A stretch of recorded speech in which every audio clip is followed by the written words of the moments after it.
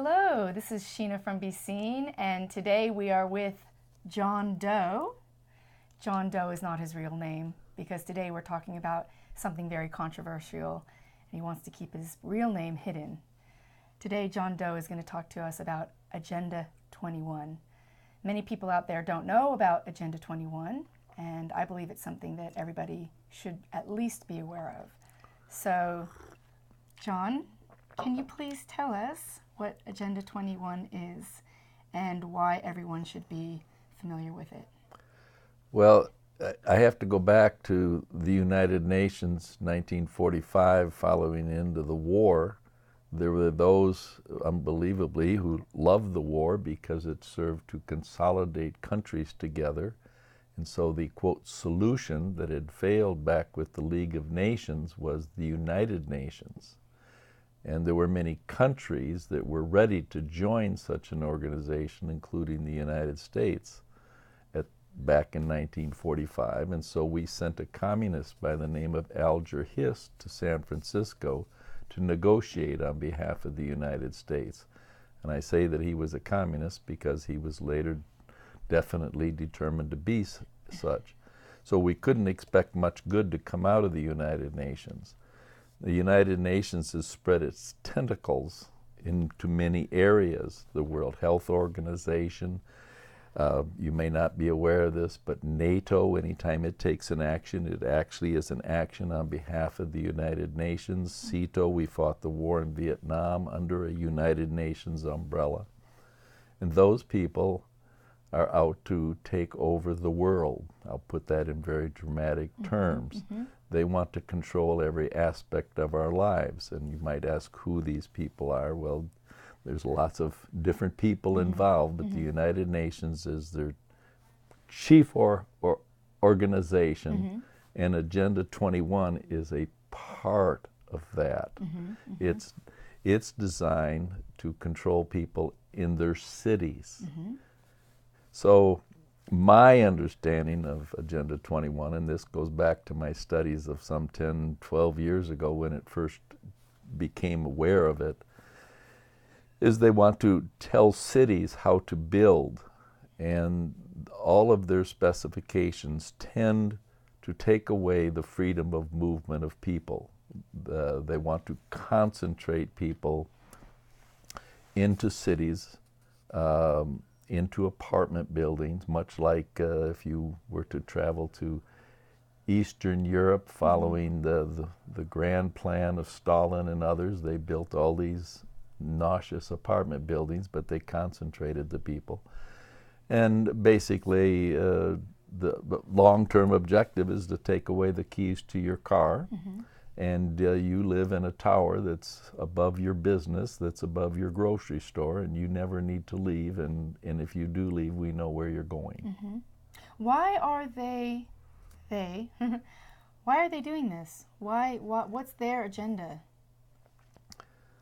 Well, you go back to 1779, a fellow named Adam Weishaupt, if not somebody before him, and he and a bunch of co-conspirators in Europe at the same time we were trying to get freedom here, they were setting up the secret groups to basically run the world, as hard as that is to believe. And those people have never gone away. They want to run the world. And some people think it's all about money and the Rothschilds. Some people mistakenly want to make it all a Jewish conspiracy, which it is not. It's individual people who are along the way become initiated into the power elites, if you will. Some people today in our country, like, they use the expression deep state. Yes. Well, that's at least a step in the right direction. That implies that no matter what really goes on, there are some people who really run things. And so this has been going on a long time. And John, how does this affect people on a personal level and on a day-to-day level? Well, on a day-to-day level, businesses are told where they can build a piece of property. Um, in a somewhat related way, it's the Americans with Disability Act in our own country. It's not directly related to Agenda 21, but it serves as an example in answer to your question. How does it affect? It's designed to waste money. Mm-hmm. It's designed to get you used to government running your life in various ways with allegedly doing good things. Mm-hmm. If a developer today wants to develop a piece of property and build homes, he needs to include a certain number of Agenda 21 type housing. Mm-hmm. Sometimes it's called low-cost housing, but it's concentrated housing. Mm-hmm. Up near my home, we have some brand new homes. It's a thing that's been going on for 20, 25 years up in my neighborhood where they're building in the homes. And amongst these big houses, you'll see apartment buildings, which quite frankly look a little bit out of place. Mm-hmm. But there's another step after that, and that's that the developer is also required to put money into a fund that's allegedly used to help the disabled. Mm-hmm. And one of the ways that we can help the disabled is to have our corners on our sidewalks have a slant to them, mm-hmm. so somebody can roll down one side, cross the street, and roll up the other side. Now, all of that makes very good sense. But when you run out of corners that mm-hmm. make sense and you enter into a neighborhood like my own, where it's hilly, I've lived there 44 years. I have yet to see anybody trying to maneuver our hills mm-hmm. in a wheelchair. Mm-hmm. And yet, because of the building up there, the money is put into a fund. The city has to spend that money doing, quote, good things for the disabled Americans. And so they sent a crew of 12 people out there, and it took a crew of 7 people out there. I run around my block each day so I can see these people. They had a crew of 7 people. Took them 12 days to do 4 corners. Mm-hmm. Any contractor, mm-hmm. private contractor, by the way, would take 1 day to dig out the old and 1 day to put in the new. Yeah. And these people succeeded in taking 7 days. Mm-hmm. It's this kind of thing that mm-hmm. you see with Agenda 21, where downtown Los Angeles now, older buildings are turning into, quote, lofts. Mm-hmm. But those are really concentrated housing. Mm-hmm. And mm-hmm. so the idea is that you can live downtown and you never need to leave downtown, mm-hmm. Mm-hmm. which leads into another thing that we think about, and that's the green movement. Mm-hmm. See, sustainability, mm-hmm. that's a big word with Agenda 21 mm-hmm. type mm-hmm. things. So you have the sustainability. See, we're not polluting the air with carbon dioxide, mm-hmm. which happens to be very good for trees and mm-hmm. other vegetation mm-hmm. and no threat to our environment at all. But now people aren't in their cars driving around because all they have to do is go up and down in the mm-hmm. elevator. Mm-hmm. And we, as I said, we know where they are.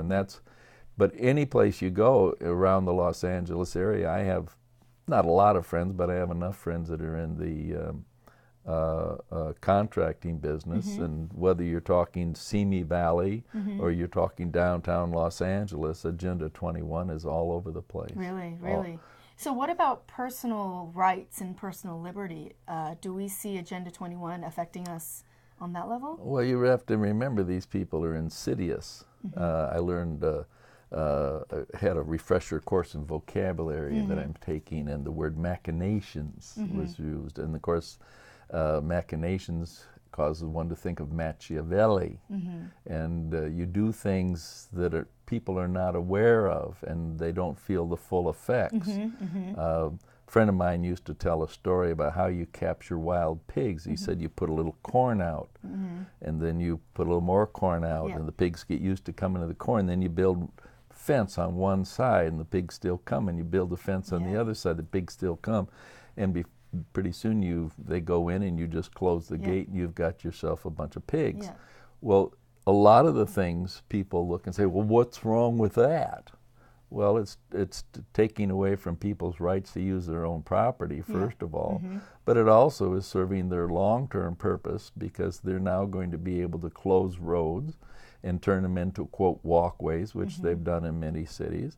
And all of this takes property away from some people, and it certainly leads to a constriction of your freedom of movement. And as extreme as it may sound, sitting here and talking to you about this, you know, there can come a day when they simply limit. We've had a proposal in California where they were going to limit the number of miles you could drive. Really? Based on, Wow. Jerry Brown, he vetoed it, but it was before our state legislature. Well, one of the ways you implement that is Agenda 21 and the fixed housing units. And the other thing that Agenda 21 does is it gets cities to where they are loyal to the United Nations and not to the citizens of their own community.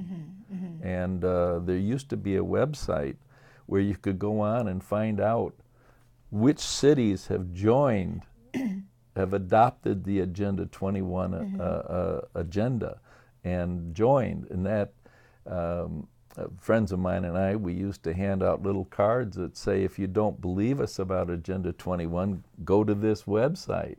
Well, they got so many hits, they took the website down. But they were bragging about how many cities around the world were joining the Agenda 21 process. Right. So is Agenda 21 a public known fact or entity, or I mean, you have to do a lot of digging, and there's a lot of conspiracy around this. Why is this such a hidden topic? Well, that's a brilliant question, because when you talk to people, they look at you like you're some kind of idiot, and they don't know about it. And again, that's why we used to send them to the website so they could see it. But that should raise a question. If this is a big movement, and it is, how come I don't know of it? How come I've never heard of it? And to me, and I know very few people who think like me, but I'm suspicious of everything. And I'm almost 76 years old, and my suspicions have been substantiated many times over the years. And so you ask yourself, just as an aside, why is everybody so afraid of nuclear power? It's the safest form of energy. Why do people get so excited that the Fuji, I can't think of the name of it, but the nuclear power plant, Fukushima, if people say there's traces of the radioactivity showing up on our shores, well, that would be exactly what you would expect. There's traces of things in the water that you're drinking with your coffee. The probabilities are that there's molecules in that of water that Jesus drank 2,000 years ago that have gotten here. That's just the nature of the world. So yes, you can find traces, and they'd be able to identify them. But people don't understand this. They react to things, and they're bamboozled by people.